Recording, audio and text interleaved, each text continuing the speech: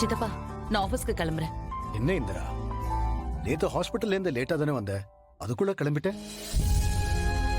கொஞ்ச நேரம் ரெஸ்ட் எடுத்துட்டு போலாம் இல்லம்மா? இல்ல சித்தப்பா, ஆபீஸ்ல வேற ஒர்க் ரொம்ப அதிகமா இருக்கு. நான் போய் தானே ஆகணும். என்ன இந்திரா, சிவாவுக்கு இப்ப எப்படி இருக்கு? பரவாயில்லையா? இப்ப ஓகே தான்.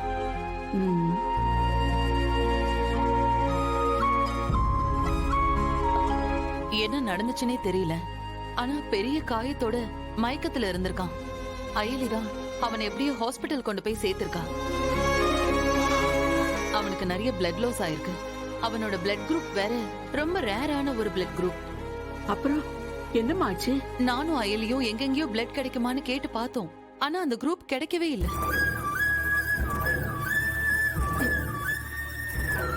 அப்புறம் கடைசி நேரத்துல யாரோ ஒருத்தர் அவராவே வந்து பிளட் கொடுத்துட்டு போயிருக்காரு. அப்படியா?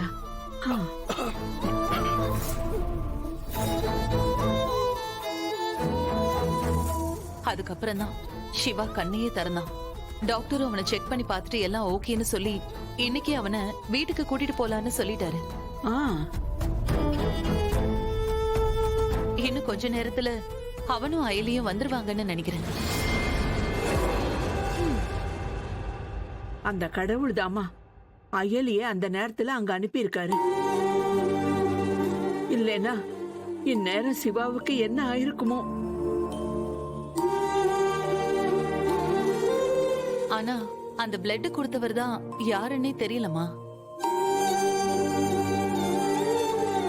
அவரை பார்த்து ஒரு நன்றி சொல்லணும்னு நினைச்சேன். அதுக்குள்ள அவரே போயிட்டாரு. உங்க பக்கத்துல தானே உட்கார்ந்து இருக்காரு, நன்றி சொல்லுங்க.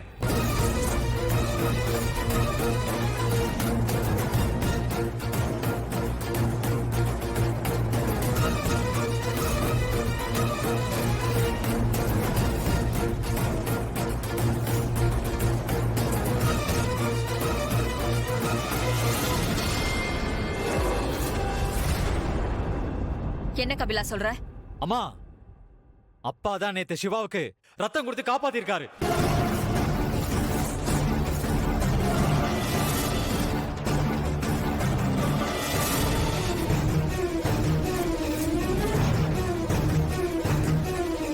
அது யாருமே கண்டுபிடிச்சிட கூடாதுன்னா பேரு ஊரெல்லாம் வேற மாதிரி கொடுத்து அட்ரஸ ஃபில் பண்ணிட்டு வந்திருக்காரு.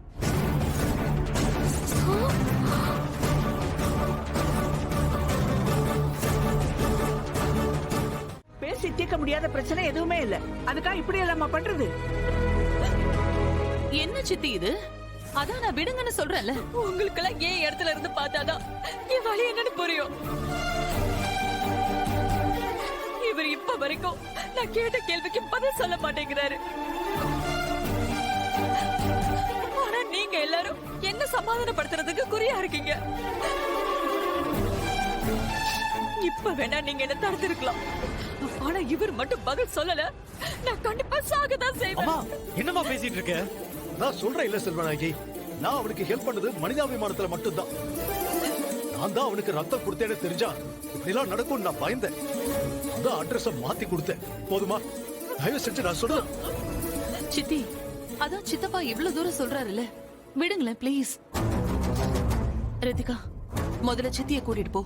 அம்மா வாங்க அழாதம்மா. அழாத. ரித்திகா கூட்டிட்டு போ. வாங்க. ஏய் நீயும் போ.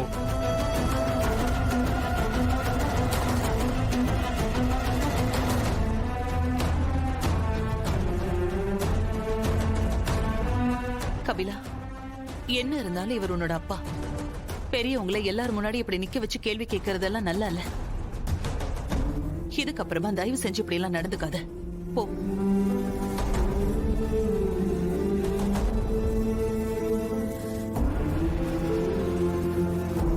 சித்தப்பா,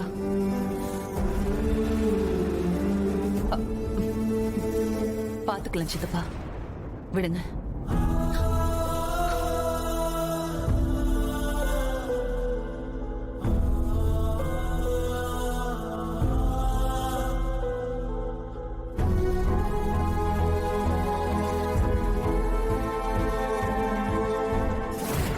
பொன்னி, டாக்டர் இனிமே எந்த பிரச்சனையும் இல்லைன்னு சொல்லிட்டாரு. அதான் வீட்டுக்கு வந்துட்டோம்ல. நான் எவ்வளவு பயந்துட்டேன் தெரியுமா? சரி அண்ணனுக்கு நானே ஆரத்தி எடுக்கிறேன்.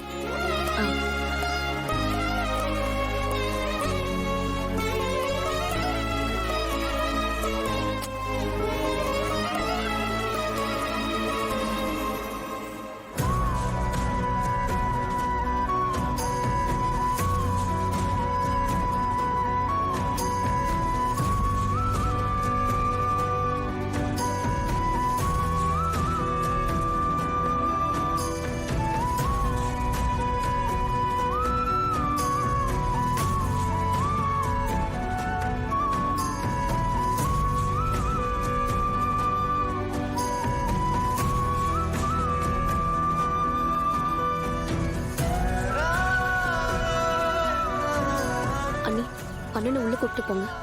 ம்.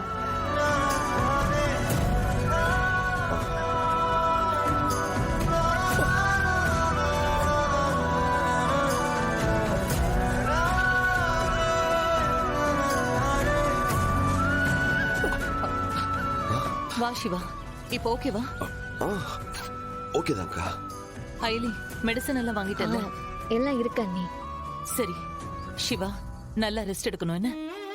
சரிங்கக்கா. ஐலி, யார்கிட்டயும் எந்த பேச்சும் கொடுக்காம சிவாவை அப்படியே ரூம கூட்டிட்டு போயிடு. இப்பதான் இங்க ஒரு பெரிய பிரச்சனையே முடிஞ்சிருக்கு. என்ன பிரச்சனை அண்ணி? அதெல்லாம் நான் அப்புறமா வந்து சொல்றேன். நீ முதல்ல சிவாவை கூட்டிட்டு ரூமுக்கு போ. போ சிவா. சரிங்க அண்ணி. ம்.